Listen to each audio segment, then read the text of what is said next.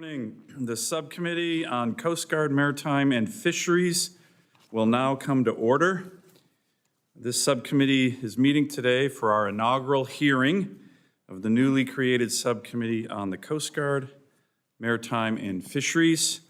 I am honored to be chairing this subcommittee and excited to be serving with my ranking member colleague, Senator Blunt Rochester, as the ranking member of this important subcommittee.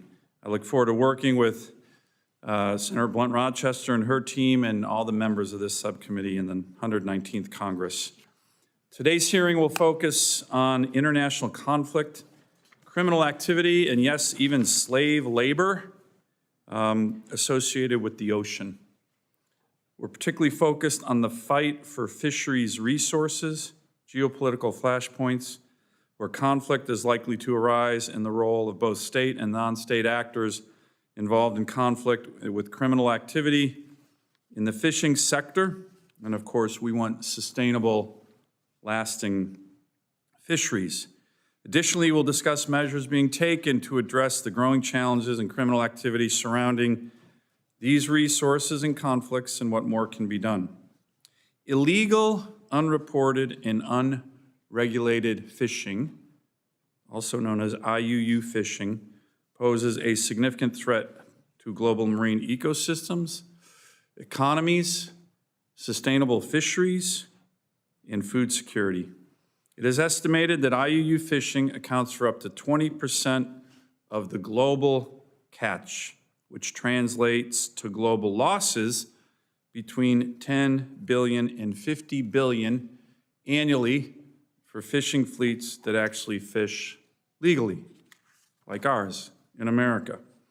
The scale of IUU fishing varies by region, with some areas experiencing more severe impacts due to lax enforcement, corruption, and high demand for seafood.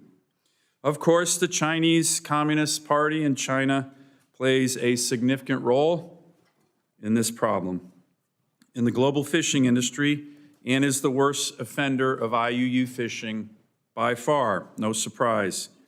The Chinese government has provided billions of dollars in subsidies to its distant water fishing fleets, gray fleets as we sometimes call them, enabling their fishing sector to grow exponentially.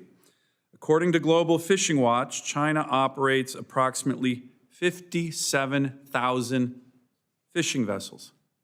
57,000, which accounts for 44% of the world's total fishing activity. Operating in tandem with the Chinese military to protect its fishing fleet, the Chinese fishing boats benefit from the protection of the Chinese Coast Guard and Navy, ensuring their ability to pilfer resources around the globe. And if you care about environment and healthy ecosystems, this should be a top concern of yours. China ravaging our oceans.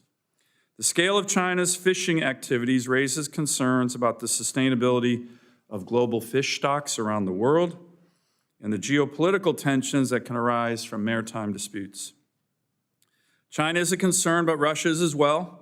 Close to Alaska, Russian and other vessels conduct IUU fishing near our exclusive economic zone, our EEZ. And although Russia banned imports of U.S. seafood into Russia over 10 years ago, Russia has been able to bring their seafood into the U.S., sometimes using loopholes through China, as recently as the late 2023. IUU fishing is not an issue just for the United States. U.S. fisheries are the most sustainable fisheries in the world. But sustainably sourced, legally caught, high-quality seafood can't compete with illegally sourced seafood that is being plundered from our oceans. And I might add, due to some great reporting, and I'm going to reference it here in this hearing from Politico magazine, The New Yorker, China also uses slave labor on many of its fishing vessels. Pretty hard to compete against slave labor if you're an American fisherman. IUU fishing not only distorts the true cost of seafood sold in markets, but it is often linked overseas with transnational crime, forced and slave labor, and even human and drug trafficking. So, the key to preventing IUU fishing is to lead international efforts to address the issues at its sources globally. And through the years, Congress and the executive branch, Democrat and Republicans, have worked together with global partners and have focused on IUU fishing. I'm proud to see my colleague and friend, Senator Whitehouse, here. He and I recently introduced our Fighting Foreign Illegal Seafood Harvests, also known as the FISH Act, a bipartisan bill that just recently in this committee passed unanimously.